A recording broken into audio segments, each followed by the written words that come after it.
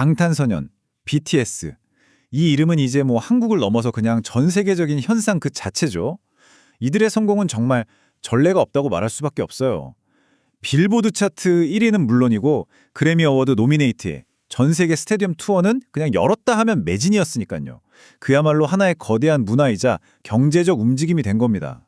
자, 여기서 오늘 우리가 진짜 파고들 질문이 바로 이겁니다. BTS의 성공, 과연 이게 순전히 멤버들의 엄청난 재능과 노력 덕분이었을까요? 아니면 그들을 치워낸 바로 그 환경, 다시 말해 한국의 K-팝 선험이라는 아주 특별한 비밀 재료가 있었던 걸까요? 좋습니다. 그럼 이 거대한 현상을 하나의 레시피라고 생각하고 한번 분석해보죠. 우선 BTS라는 요리를 특별하게 만든 핵심 재료들이 대체 무엇이었는지부터 한번 살펴보겠습니다. BTS 성공 레시피에는요, 크게 5가지 핵심 재료가 있다고 볼 수 있어요. 진솔한 음악적 메시지, 팬들과의 아주 직접적인 소통 방식, 그리고 소셜미디어 활용법, 소속사의 전략, 그리고 물론 멤버 개개인의 재능과 팀워크까지. 이 요소들이 정말 절묘하게 오려진 거죠. 자, 그럼 이것들이 어떻게 작용했는지 하나씩 뜯어보겠습니다. BTS의 메시지는 처음부터 뭔가 달랐습니다. 데뷔 초부터 사회 비판이나 청소년들의 고민 같은 걸 과감하게 음악에 담았거든요. 특히 너 자신을 사랑하라는 이 메시지는 그냥 좋은 노래를 넘어서서 전 세계 팬들한테 정말 깊은 위로, 그리고 우리는 하나다 하는 유대감을 만들어준 거죠. 이게 바로 그 엄청난 팬덤의 시작점이었습니다. 이 지점이 정말 흥미로운데요. BTS는 그냥 팬을 만든 게 아니에요. 말 그대로 협력자 군단을 만들었죠. 트위터나 위버스 같은 플랫폼을 통해서 멤버들이 자기들 일상을 직접 공유하고 팬들하고 계속 소통했어요. 바로 이 점이 음악을 듣기만 하던 수동적인 소비자를 아티스트를 위해 직접 뛰는 적극적인 홍보대사이자 참여자로 바꿔놓은 결정적인 한 수였습니다. 여기서 바로 프로슈머라는 개념이 등장하는 겁니다. 컨텐츠를 소비하는 소비자이면서 동시에 아티스트의 성장을 위해 적극적으로 무언가를 생산하고 홍보하는 역할까지 하는 팬을 말하는 거죠. 이들의 팬덤 아미, RMI는 앨범을 같이 사고 스트리밍 순위를 올리는 등 조직적인 활동으로 BTS를 세계 정상에 올려놓은 이 프로슈머 팬덤의 가장 교과서적인 예시라고 할 수 있습니다. 자, 지금까지 BTS라는 재료를 살펴봤다면 이제는 시선을 좀 돌려보죠. 이 재료가 요리된 아주 특별한 주방, 바로 K-팝 산업 그 자체의 독특한 환경을 들여다볼 시간입니다. K-팝 산업의 가장 큰 특징, 바로 이 체계적인 연습생 파이프라인이죠. 이건 정말 체계적이에요. 재능 있는 친구들을 뽑아서 수년 동안 노래, 춤은 기본이고요. 외국어에 인성교육까지 시키거든요. 그러니까 데뷔하는 날부터 이미 거의 완성형 아티스트가 세상에 나오는 겁니다. 그리고 이 시스템을 떠받치는 아주 단단한 기둥들이 있죠.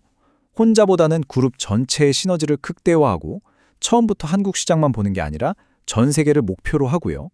유튜브나 SNS 같은 디지털 플랫폼을 정말 귀신같이 활용하죠. 이걸 또 가능하게 하는 게 바로 한국의 초고속 인터넷 인프라고요. 이 모든 게 그냥 따로따로가 아니라 아주 긴밀하게 맞물려서 돌아가는 겁니다. 자, 그럼 이제부터 진짜 재미있는 사고 실험을 한번 해볼까요? 만약에 BTS라는 이 엄청난 재료들을 K-팝이 아닌 다른 주방에 넣었다면 과연 어떤 결과가 나왔을지 한번 상상해 보겠습니다. 여기서 K-팝과 서구의 방식이 정말 극명하게 갈립니다. K-팝 시스템은 수년에 걸쳐서 아티스트를 거의 만들어낸다라고 할 수 있을 정도로 체계적으로 구축하고 그룹 전체의 완성도를 굉장히 중시해요. 반면에 서구의 A&R 모델은 이미 재능이 어느 정도 보이는 아티스트를 발견해서 계약하고 그 사람의 개성과 예술성을 키우는 데 집중하죠. 접근 방식 자체가 뿌리부터 다른 겁니다. 팬덤 문화, 이것도 정말 결정적인 차이점입니다. 아까 말씀드렸듯이 K-팝 팬덤은 아주 조직적인 프로슈머 모델이에요. 차트 순위나 홍보에 직접적으로 영향을 미치죠. 물론 서구 팬덤도 열정적이죠. 하지만 앨범을 대량으로 사거나 조직적으로 스트리밍 활동을 하는 그런 조직력과 영향력은 K-팝 팬덤과 비교하기가 좀 어렵습니다.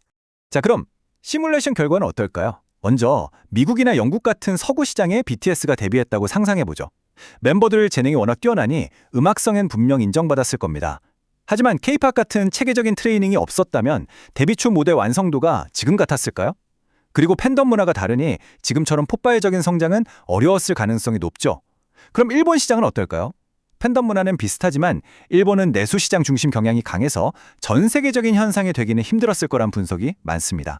자, 그럼 이제 맨 처음 던졌던 지문으로 돌아와서 최종 결론을 한번 내려보겠습니다. 핵심은 바로 이겁니다. 재능은 어디에나 있을 수 있어요. 보편적이죠. 하지만 그 재능을 찾아내고 갈고 닦아서 전 세계를 뒤흔들 수준으로 키워내는 생태계는 정말 특별하다는 겁니다. BTS의 뛰어난 재능과 노력, 이건 성공의 필수 조건이었어요.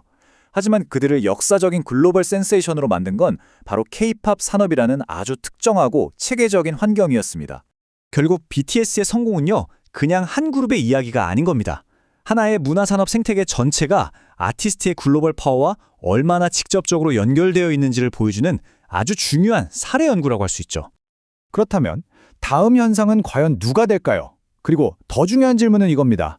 바로 지금 이 순간에도 세계 어딘가에서는 또 어떤 독특한 생태계가 미래의 글로벌 현상을 조용히 만들어내고 있지는 않을까요? 한 번쯤 생각해 볼 만한 질문인 것 같습니다.